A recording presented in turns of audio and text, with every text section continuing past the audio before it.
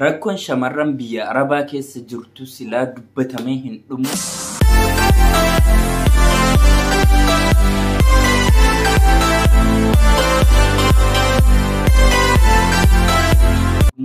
Assalamu alaikum wa rahmatullahi wa barakatuhu.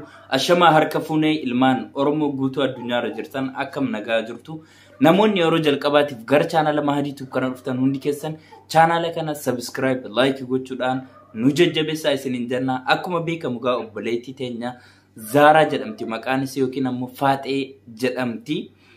Wanti baay'ee nama gaddisiisu akkuma isin asii dura viidiyoo micattii Dubaayitti ijoolleen madaamii gudeedaa jirtu itti taphachaa jirtu akkuma argitan san obboleettiin teenya Faaxeen tunis biyya Saudi Arabia magaalaa Madiinaa keessatti Araba bira hojjettuun gudeedamaa jirti. Obboleettiin teenya tun yeroo ammaa tana Madiinaa keessa jiraachuu malee eessallee akka jirtu lokeeshinii mana sanii wantoota adda addaa kan himtu hin qabdu. Bilbila sa'aatiin fayyadamti. Ergaa san ammoo gara obboleettii isiitiin sagalee daqiiqaa xiqqoo keessatti ergattee akka uummanni Oromoo sagalee isiif tahu dubbattee. Wanti baay'ee nama gaddisiisu Arabdichi yookiin ammoo Arabdittiin isin bira dalaydu hojii qabdii, mana hin teessu, yeroo kaan guyyaa hojjetti, yeroo kaan halkan hojjetti jechuudha. Isii fi jaarsa isii qofaatu mana keessa oola. Mucattii Zaaraa tanaa fi jaarsa madaamii qofaatu mana keessa oola. Yeroo isin guyyaa hojjettu, madaamin isii guyyaa hojjettus jara kana lamaan qofaatu mana oolaa jechuudha. Jaarsi immoo daa'imman mana keessatti qaba. Jaartiin isaa hin hojjetu. Obboleettiin teenya tungaa akka jettutti yeroo ammaan tanaa baay'ee na dhukkuba. Akkasuma ammoo Arabdichis sa'aatii barbaade akkuma warra isaatti natti taphachaa jira. Uummanni Oromoo du'aa inaaf godha. Mana hidhaa yookiin ammoo mana xalabaa amma jirtu kana keessaa na baasaa isinin jetti. Mee isinis akka amantaa keessanitti hundi keessaniifuu obboleettii teenya tanaaf du'aa'ii godhaadha.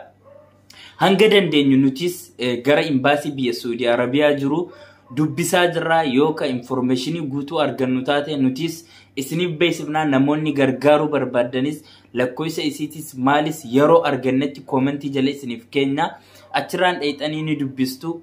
Wanti baay'ee nama gaddisiisu beeki shamarran keenya 2-3 irratti viidiyoo hojjetamee ol bahe malee yoona namoota kanaa oliitu wantoota kanaa oliitu irra gahaa jira jechuudha. Shamarran keenya biyya Arabaa jiranii wanti baay'ee nama gaddisiisu garuu ijoolleen keenya gaafa biyyaa bahanii biyyi Arabaa kun waanuma akkanumatti tatta'anii maallaqa fudhatu wayii itti fakkaatti yookiin ammoo waanuma biiruma faa maktaba waanuma adda addaa keessa hojjetanii sa'aa xiqqoo maallaqa guddaa argatan itti fakkaatti.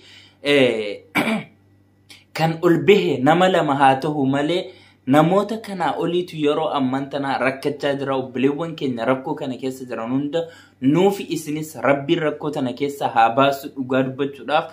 Wanti kun baay'ee nama gaddisiisa. Ati ka biyya keetii baateef hojjetattee of jijjiiruudhaaf malee wanti akkanaa narratti hojjetama jettee gonkumaa hin yaaddu. Erga biyyaa baate ammoo namoonni tokko ni jiru. Biyya abalu biyyaa baatee akkanatti osoo waan akkanaan godhatin osoo maalin tahin galte naan ja'an jedhanii shamarran baay'eetu obsee biyya namaa kana keessatti saree hanqatee akka maalitti akka sareetti ilaalamaa hojjetachaa jira jechuudha. Obboleettii teenya tana rabbiin achi keessa haa baasu. Mee yeroo tokko du'aa'ii godhaaf hundi keessanuu. Egaa rakkoon biyyaa nu baafte tun waa baay'eedha. Waa kana sani jennee ka dubbannu miti. Gamanumaan obboleettii teenya tana akka gargaarta warri Saudi Arabiyaa keessa jirtan suuraan isii ta'asiinis mul'atu tanatti gama kaaniin asiinis mul'achaa jirti jechuudha. Namni sirriitti beekte yoo jiraattan obboleettiin teenya tun dhalattuu Arsii godina Arsii lixaati. Kanaaf jecha Zaharaa maqaan isii Zaharaa yookiin Faaxee jaamti biyya Arabaa kanatti kan biyya keessaa ammoo maqaan isii Zaharaadha. Yeroo ammaan tanaa rakkoo guddaa keessa jirti jechuudha. Gamanumaan ammoo ijoolleen Saudi Arabiyaa keessa jirtan yeroo ammaan tanaa UN'n yookiin ammoo dhaabbanni gargaarsa idil addunyaa Saudi Arabiyaa magaalaa Riyaaditti UN banamtee jirti. Ijoolleen keenya warri Yaman turtan waa'ee UN ni beeytu. Warri hin beekneef ammoo xiqqoo isiniifin tuquuf yaala. Yoo isinitti tole ammoo koomentii jalatti barreessaa viidiyoo biraatiin isiniifin hojjedhaa jechuudha. Akkuma beekamu gaa UN jechuun dhaabbata masuula sirraa ta'u yookiin ammoo dhaabbata iqaamaa biyya ati keessa jiraattu san siif hojjetu jechuudha. Namni tokko UN gaafa siin ja'an UN waan biraatii miti. Achi yoo dhayite gaafa galmaahuuf dhayite shurxaan si hin qabu. Akkasuma ammoo biyya keessa jiraattu san keessas jiraatte biyya sadaffaatti yoo rabbiin ka carraa kan keessi tolchu taate akkuma ijoollee Masrii jirtu, akkuma ijoollee Keeniyaa jirtu, akkuma ammoo ijoollee biyyoota adda addaa kana keessa jiranii atis gara Kaanaadaa, Ameerikaa maalii deemuu ni dandeessa jechuudha. Kun odeeffannoo dhugaatii UN yeroo amman tana sababni isin Saudi Arabiyaa keessatti banamteef ammoo duraan Saudi Arabiyaa keessa hin jirtu ture. Yeroo amman tana Suudaan keessatti lolli waan gaggeeffamaa jiruuf jecha ummanni Suudaan baay'ina yeroo amman tana gara Saudi Arabiyaatti baqachaa jira. Kanaaf jecha dhaabbanni mootummoota gamtoomanii UN san Saudi Arabiyaa magaalaa Riyaaditti banee jira. Ijoolleen keenya warri Saudi Arabiyaa keessa jirtan deemaatii galmaayaa asii booda shurxaan isiniin qabu. Maaliif waraqaan suni gaafa jalqaba dhayxan odeeffannoo barbaachisu viidiyoo biraatiin isiniif hojjedha. Deemaa dhaqaa galmaawaadha. Guyyatti torbaanitti guyyaa 5 hojjetti UN. Kanaaf deemaa galmaawaa namoonni odeeffannoo barbaadan koomentii jalatti barreessaa viidiyoo guutuu isiniif hojjedha waa'ee UN maal akka taate jechuudha. Kanaaf jecha obboleettii teenya Zaaraa sanis mee namni gargaaruu barbaada yoo jiraatan akkasumaan ammoo namni odeeffannoo guutuu of harkaa qabdan gama keessaatiin Facebookiin kee descriptionii jala jira.